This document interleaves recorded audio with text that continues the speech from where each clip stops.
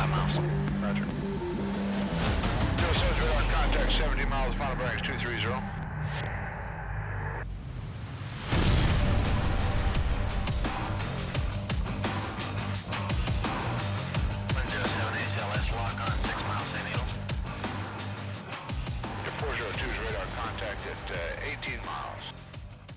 At the Pisgah Crater in California's Mojave Desert, there is an enormous lava field that contains the wreckage of not one, but 2 U.S. Navy fighter jets.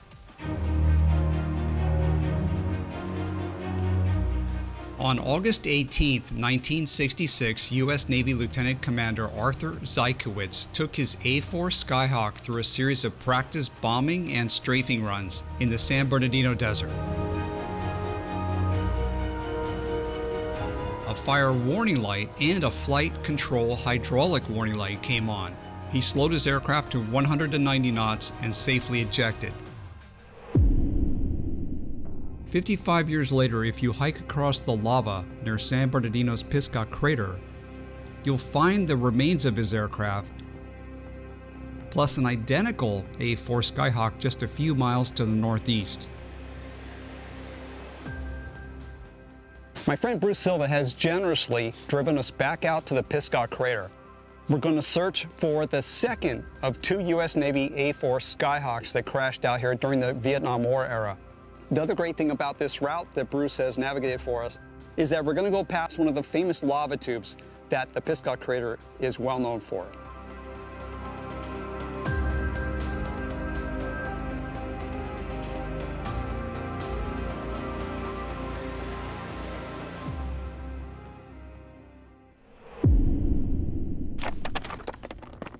More here.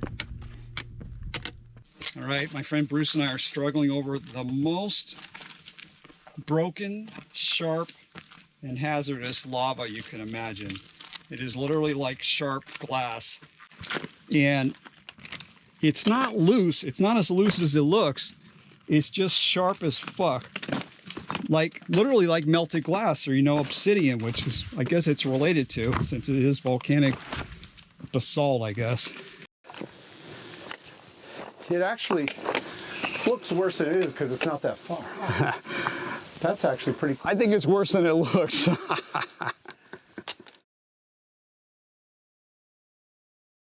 I'm using Gaia GPS, and I have identified where the SPJ lava tube is, the front entrance and the back entrance. That's a real famous one. Yeah, that's a famous one. And it looks like we're 200 feet directly the way I'm facing right now.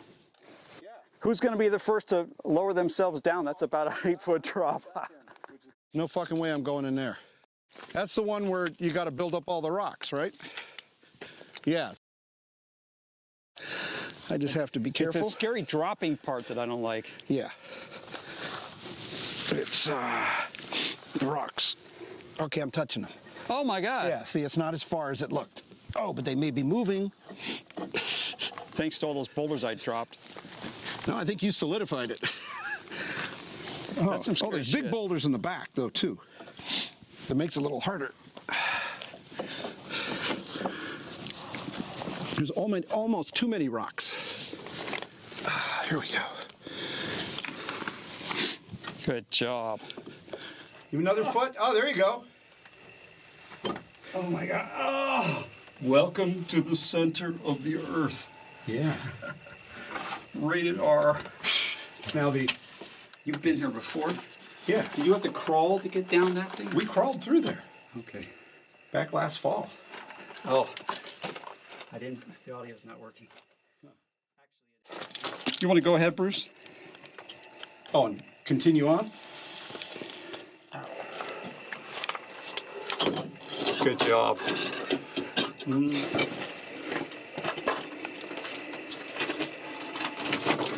Here we go.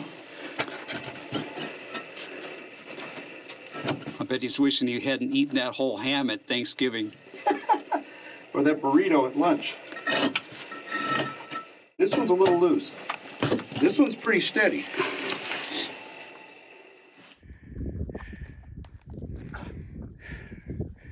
Are we having fun yet? Yeah. Oh, yeah. Thanks for the pull-ups at the gym. Very nice. Yeah, this is where it starts getting dicey, and I'm going to take another reading to see if we can come up with a good path. It looks like the lava's moving left and right instead of straight ahead of us, which is a bummer. The backstory here is that Bruce, his friends Steve, David, and I came out here a year ago. And it was about 80 degrees, which of course is not bad at all, unless you're hiking on lava.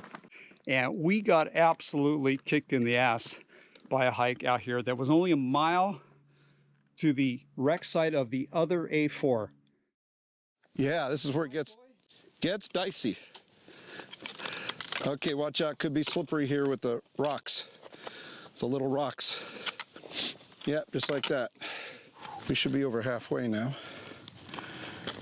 Don't do that. Go to where we're halfway. Mamma mia. We follow this thing around to the left. Perfect. See where all the little bushes are? I think we go that way. So we were staring at wreckage about 100 yards away, and Bruce looked to the right and he saw something right in front of him. Whoa, this is pretty exciting. Oh my God. That is like an electrical major component. Yeah. Integrated. Oh, shit. Oh, it has plugs for different boards in there too. Oh my God. Yeah. This is definitely the computer part of the whole shebang. So it's like pretty high tech for what, 1968, 1966. Right? We got the connectors in the back. We've got some boards there that have been wired up. Not printed circuit boards, but circuit boards, early circuit boards. Yeah, those contacts look like maybe SCSI contacts down there. Yeah, they're pretty interesting. You know, they look very modern. This is hard to see. This is a piece of rubbery, I think it's a tire. Oh yeah. Amazing. I have yeah, never because there's an inside and outside, yeah. It's got plies. Like, yep. And they're not steel either. They're like material. Early plies, yeah. I've never seen rubber before because it doesn't usually last this long out in the desert. Well, it looks like we have the impact site right here. You can tell by all the rocks that have been turned over. So you see the brown from underneath rather than the black on top like we normally see. And a lot of them have been pitched out of this hole down here. And there's a lot of wreckage in that hole. And it seems like all the wreckage then sprayed into this direction, which was kind of north. So the scale of destruction out here is just mind-boggling. You can see some landing gear assembly in front of you now. You can see how strongly it was built for the forces as it slammed down onto aircraft carriers. Yeah, I'm approaching the back of the fuselage here. Not so easy to get down here on this lava.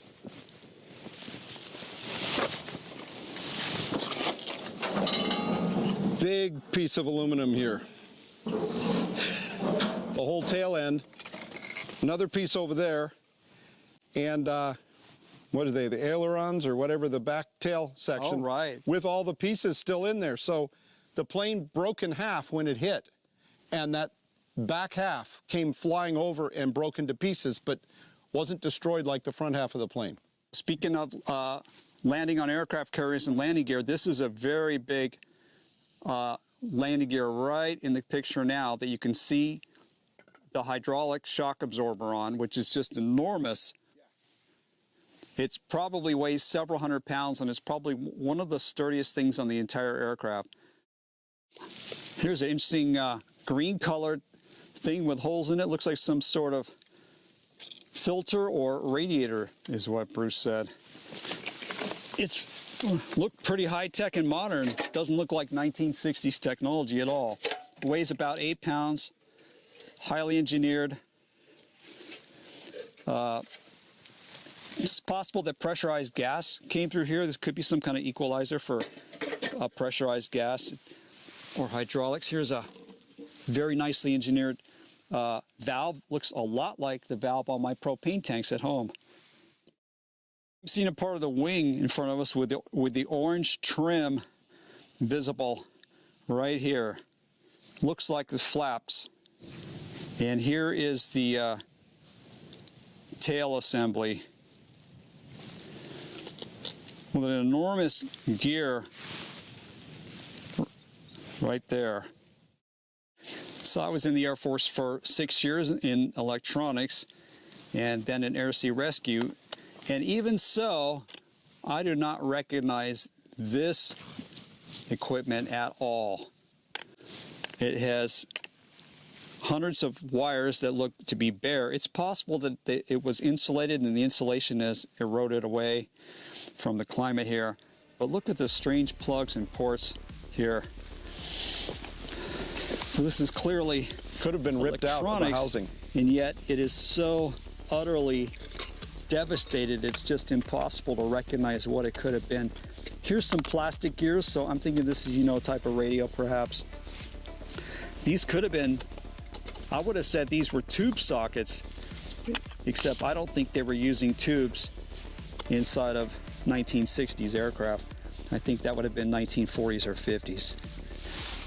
Here we can see a piece of the fuselage and how well engineered it was, with adhesive, with welding, with bolts and nuts. And here's the outside of the aircraft. This could have been the US Navy insignia in blue coming across here.